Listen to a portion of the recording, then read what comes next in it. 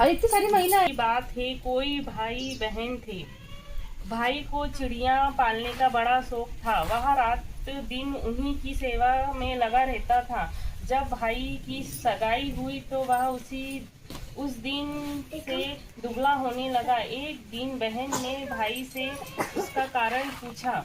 उसने बताया कि मुझे किसी बात का दुख नहीं है, किंतु मुझे यह चिंता लगी रहती है कि जब मैं बारात के साथ विवाह करने जाऊंगा तब मेरे पीछे 3-4 दिन तक मेरी चिड़ियों को दाना पानी कौन देगा। यदि इसकी देखभाल में थोड़ी सी भी लापरवाही या देरी हुई तो कठिन परिश्रम से पली हुई मेरी चिड़िया बेमौत मारी जाएंगी। भाई की बात सुनकर बहन ने भाई को धीरज दिया कि तुम जरा भी चिंता मत करो, यह काम मैं अपने जिम्मे लेती हूँ। तुम्हारी चिड़ियों को दाना पानी में दूंगी और तुम्हारे विवाह से लौटने तक मैं उन्हें किसी भी प्रकार का कष्ट नहीं होने दूंगी। कुछ दिन बाद विवाह की स्थिति आने पर भाई दूल्हा बनकर बारात के साथ चला गया। बहन भी घर नेकाचार के काम व्यस्त होने के कारण दाना पानी देना भूल गई। बहन जब काम से अवकाश पाई तो चिड़िया खाने में गई तो उनको देख कर की अधिकांश चिड़िया मारी पड़ी हैं। यह देखकर वह भारी संकट में पड़ गई।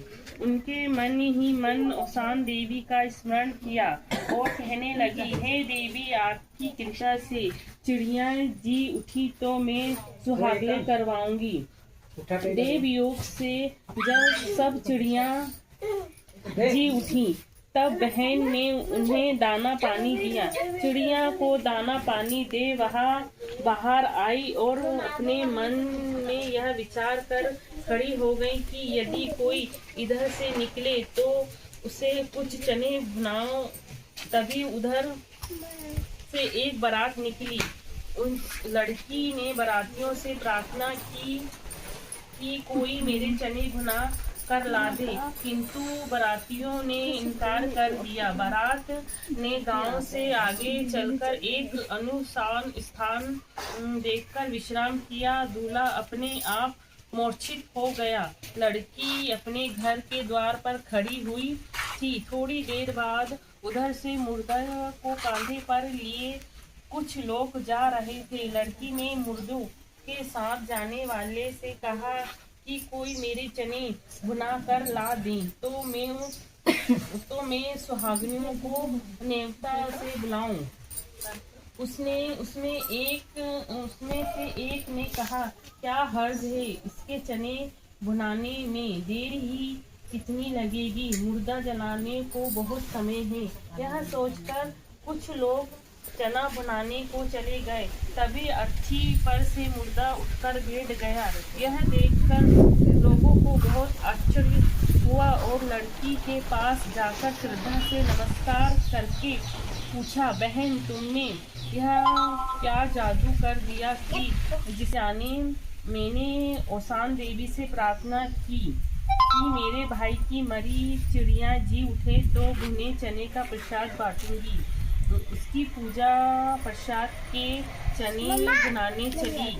तुम लोग ने दया करके चने बनाकर ला दिए और तुम्हारा मुर्दा जी उठा। यह औसान देवी की माया है। किसी ने कहा, मैं क्या जानूं, औसान देवी जाने। उसकी पूजा के लिए चने बनाकर लावे। बोला का मुर्दा जी उठा। हमने इनकार कर दिया। तुम्हारा दूल्हा बेहोश हो गया तो इसमें मैं क्या करूं? उन लोगों ने लड़की से कहा कि हमें औसान देवी की पूजा की विधि बता दो, हम दोनों भी उसकी पूजा करेंगे।